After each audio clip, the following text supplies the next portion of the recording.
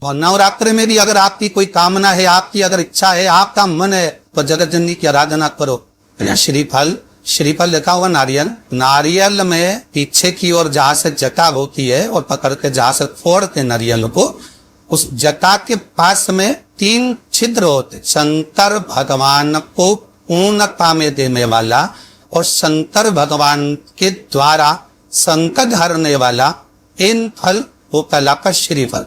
उस श्रीफल में, उस फल में, उस नारियल में 3 नेत्र होते। नारियल का जहां चिता होती है, जहां से दर फोड़ते हैं, उसकी उधर देखेंगे 3 नेत्र मिलेंगे, 3 छिद्र मिलेंगे, वो 3 चक्षु है। शंकर के 3 नेत्र हैं। और कितना सुंदर लिखा है महाराज। स्कंद पुराण के अंतर्गत वर्णन किया है, भविष्य पुराण के अंतर्गत स्मरण किया है। जितने भाई बहन सुन पाए बड़े ध्यान से सुनना मरे। श्रीफल जो नारियल आप कलश पे रखते हो, जो नारियल आप मंदिर में ले आते हो, पूजन करते हो, तो 3 चक्षु नारियल, 3 नेत्र वाला नारियल, अर्थात नारियल की जटा होती है उसके 3 नेत्र हो। तो महाराज शिव पुराण कहती है, स्कंद पुराण कह रही है, तो उसको, उस नारियल को एक बेलपत्री के साथ में महाराज कंदक तिजोरी में या अलमारी में, या आपकी जहां बरकत होती है, दुकान का जहां व्यापार व्यवसाय चलता है, अलमारी होती है या गुल्लक होती है या तिजोरी होती है या अलमारी होती है, उसने उसको रख दिया जाए। तो रखने के बाद हमें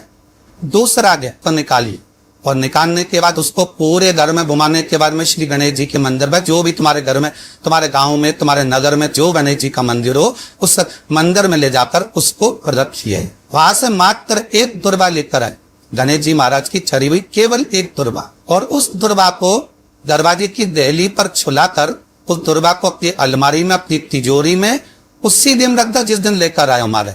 कभी जिंदगी में लक्ष्मी की कमी नहीं आ सकती। प्यारा आम के जो पत्ते जिस डाली में लगे होते हैं, वो डाली कोमल सी डाली 11 टुकड़े महाराज एक कच्चे सूत से लपेट कर 11 बार उसका भाग, जब उसको लपेट लोगे इस तरह से इकट्ठा करके, आगे का जो भाग है 11 बार कच्चा सूत लपेटने के बाद जो भाग पीछे आगे का कोई भी हो, उसको शहद में डुबाकर शिव जी को समर्पित कर दो। इस जगह पर रखना है अशुभ सुंदरी वाली जगह। अशुभ सुंदरी की जगह जानते हो आप लोग, पहले भी आपको बताया है, आज फिर आपको वर्णन कर दें। जैसे ये गोल जलाधार है, ये शिवलिंग रखा, ये 2 जहां से पानी बह रहा है बाबा के चरणारविंद, राइट में श्री गणेश जी का स्थान, लेफ्ट में कार्तिकेय का स्थान, बीच में अशुभ सुंदरी की जगह। शंकर भगवान की 6 लड़कियां, भगवान शंकर के 13 बच्चे, 13 बच्चों में से 6 लड़कियां, उस 6 लड़कियों में से 1 लड़की का स्थान, भगवान शंकर की 1 बेटी का स्थान, अशुभ सुंदरी का स्थान सामने पद्म पुराण में स्पष्ट किया। ये स्थान अशुभ सुंदरी। शंकर भगवान की जलाधारी में पार्वती जी का हस्तताल, ऊपर से जो 1-1 बूंद पानी गिरता है, ये शंकर भगवान की 5 लड़कियों का स्थान है। जया, विषहरा, शामरी बारी, दौतली और देव। शंकर भगवान की 5 लड़कियां भगवान शंकर के मस्तक पे जल की धार गिरा रही। बीच में जो अशुभ सुंदरी का स्थान है महाराज, उस जगह पर शहद का मुख, जो शहद आपने भिंगोया है, उस शहद का मुख शंकर जी की ओर कर इन्हीं नवरात्रि में शंकर भगवान की उस अशुभ सुंदरी की जगह पर शहद का भाग शिव जी की ओर रख दें। महाराज अगर घर में संपदा की कमी हो, या कोई पैसा खा गया हो, रुपया नहीं दे रहा हो, पैसा अटक गया हो, तो उस शहद को शिव जी की ओर मुख कर उस आम के पल्लव की जो डंडी है उसको 11 डंडी को रख दीजिए और उससे अपनी कामना कर आ जाइए। हो सके उस शहद में से थोड़ा सा शहद किसी रुमाल पर, किसी कपड़े में लगाकर उसको रख लीजिए। जिस व्यक्ति से पैसे लेना है, जिस व्यक्ति से पैसे मांग रहे हो, उससे 1 बार जाकर मिल लीजिए, 1 बार उसको खबर कर दीजिए। बाबा चाहेगा भोलेनाथ तो नवरात्रि में ही पैसा वापस आ जाएगा, अगर शिव कृपा कर दे। ये बाबा की कर। आम का पल्ला कोई साधारण नहीं, कालीन तिल्ली को पीस कर उस तक थोड़ा सा भाग, छोटा सा भाग शिव पिंडी जैसी तैयार कर लीजिए। काली तिल्ली की शिवलिंग तैयार कर लीजिए। उस शिवलिंग को शमी के पेड़ के नीचे या बेलपत्री के पेड़ के नीचे उसका पूजन कर लीजिए। जिस व्यक्ति से धन लेना है उस व्यक्ति का नाम स्मरण कर 8 का पुष्प, आकरे का पुष्प, सफेद जो पुष्प होता है आँख का आकरे का, उस पुष्प को वो समर्पित कर दीजिए। उसके सिवाय आपको कुछ नहीं चढ़ाना, केवल आँख का पुष्प, घी का दिया लगाओ, आँख का पुष्प चढ़ाओ, विनती कर बाबा से बोलकर नाम लेकर उस आँख के पुष्प काटिए, पुष्प कोई कागज में, कोई चीज में बांधकर वहां पर रख लो। बाकी का शिव जी का जब विसर्जन करे, काली तिल्ली का जो शिवलिंग बनाया उसका विसर्जन करे, उसके साथ विसर्जन करते। जिस व्यक्ति से धन लेना है, पैसा लेना है, उसके ऑफिस तक, उस व्यक्ति तक वो पुष्प भेज लीजिए, उसकी यहाँ पर तक बात कीजिए। वो व्यक्ति हाथ जोड़कर भी आपका धन वापिस करे। अब दूतेश्वर महादेव और वो शिव का एक स्वरूप है उद्धतीश्वर, शंकर का एक प्रतिबिंब, एक स्वरूप है उद्धतीश्वर। जो व्यक्ति के जीवन में कुछ थोड़ी सी उथल पुथल कर कर वो कार्य को सिद्ध कर देते। एक और बात ध्यान रखिएगा मालिक, जिस एग्जाम में आप बार बार बैठ रहे हो, बार बार परीक्षा दे रहे हो, बार बार इंटरव्यू दे रहे हो और एग्जाम में ही लग रहा परीक्षा में आप उत्तीर्ण नहीं हो रहे, तो भी अवधूतेश्वर महादेव का स्मरण आटे का दिया बनाकर उसमें 4 बत्ती रखकर शंकर मंदिर की चौखट में बीच में जलाकर उस दिए को अवधूतेश्वर महादेव से लगाकर आप इंटरव्यू देने के लिए जाइए, आप परीक्षा देने के लिए जाइए, उसका फल मिले।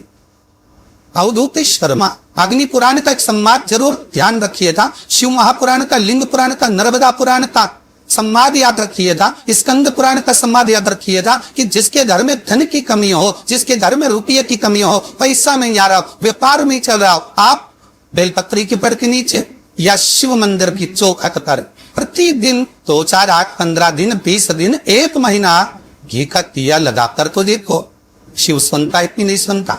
और जिस दिन आपका कोई काम पटक गया, नहीं हो रहा, सारी दुनिया के आपने हाथ जोड़ लिए, तब शमी के पत्ते ले जाकर शंकर को समर्पित करके तो देखो, जिस शमी के पौधे में कांटे ही कांटे होते हैं, उस शमी की पत्ती को शंकर को देकर देखो।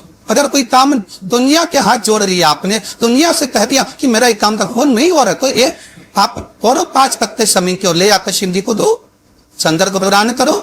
शिव कथा कहती है घर में अगर किसी को ज्यादा रोग सता रहा है, बीमारी बहुत ज्यादा हो गई है, वायरस ज्यादा लग गया है, वेंटिलेटर पर पड़ा है, तो एक प्रयास करना, शमी का फूल, शमी की पत्ती में, शमी का वृक्ष में फूल लगता है, उस फूल को लाकर भगवान नीलकंठेश्वर महादेव के नाम से शंकर जी को चढ़ा दो और शंकर जी का नाम लेकर उस थोड़ा सा जल, जो व्यक्ति बीमार है, शिव पर चढ़ा हुआ जल नीलकंठेश्वर महादेव के नाम से उसके शरीर पर कहीं ललाओ, उससे उसको स्वस्थ होने में देरी नहीं लगेगी, तो स्वस्थ।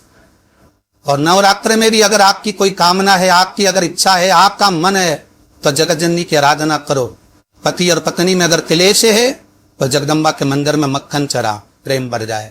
आपको लगता है कि पति कोई अन्य स्त्री से लगा हुआ है या परिवार टूट रहा है, तलाक तक पहुंच गया है, तो माता के मंदिर में आप ध्वजा लगवाइए, उस ध्वजा पर मक्खन लगाकर लगवाइए, आपको लाभ मिले। यदि आपको लगता है कि बच्चे बहुत ज्यादा अपशब्द बोल रहे हैं, मुंह चला रहे हैं और प्रेम नहीं रख रहे, तो माता के मंदिर में लाल पुष्प, लाल चंदन और लाल चूड़ी माँ को समर्पित करिए, प्रेम बढ़ेगा। बच्चा कभी आप जी से कम नहीं बोलेगा, प्रेम की भाषा निकलेगी।